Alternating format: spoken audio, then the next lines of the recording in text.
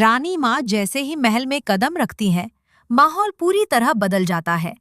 वह सिर्फ रिमझिम को महल छोड़ने से रोकती ही नहीं, बल्कि सबके सामने उसका हाथ थामकर ऐलान करती है कि वही वीरघर रियासत की असली वारिस और नई रानी सा है। यह सुनते ही महल में सन्नाटा छा जाता है।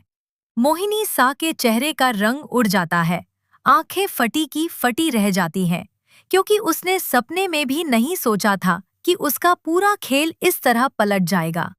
लेकिन इससे पहले कहानी ने बड़ा मोड़ लिया था। समीर की जान बचाने के लिए रिमझिम ने खुद यह कबूल कर लिया कि उसकी और समीर की शादी महज एक दिखावा थी, उनका कोई असली रिश्ता नहीं था। यह सुनकर दादाजी का गुस्सा फूट पड़ता है। उन्हें लगता है कि रिमझिम ने परिवार की इज्जत के साथ खिलवाड़ किया है और वह उसे कभी माफ न करने की ठान लेते हैं।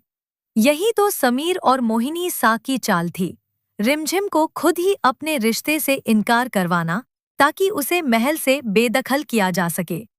रिमझिम तो इस महल में इसलिए रहना चाहती थी ताकि अपने भाई अबिक की हिफाजत कर सके, मगर समीर ने अबिक को भी दूर भेज दिया।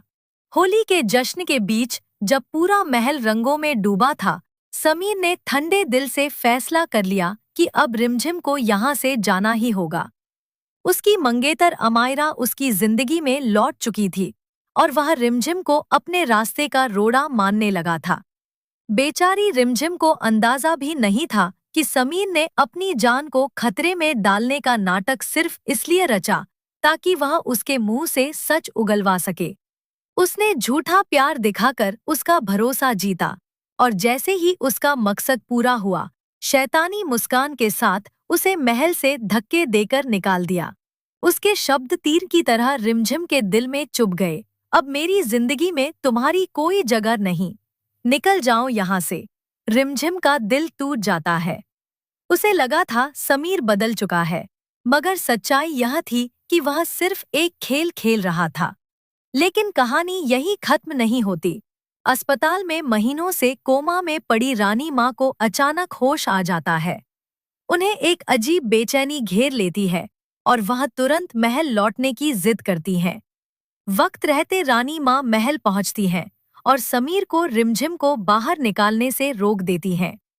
वह सबके सामने घोषणा करती हैं कि रिमझिम ही वीरघर रियासत की नई रानी सा है और कोई उसे इस महल से नहीं निकाल सकता। इतना कहकर वह उसे राजगद्दी पर बैठाती हैं और उसके सिर पर ताज सजा देती हैं। मोहिनी सा की सारी साजिश पल भर में ढह जाती है। समीर गुस्से से तिलमिला उठता है। वह रिमझिम को रानी सा के रूप में स्वीकार करने से इनकार कर देता है और मन ही मन कसम खाता है कि उसे फिर से महल से बाहर करेगा। लेकिन अब रानी माँ खुद उसके साथ खड़ी है। अब सबसे बड़ा सवाल यही है, क्या समीर अपनी जिद और नफरत में अंधा होकर बदला ले पाएगा? क्या वह अमायरा से शादी कर सकेगा, या फिर उसे अपनी गलती का एहसास होगा और वह रिमझिम से माफी मांगेगा?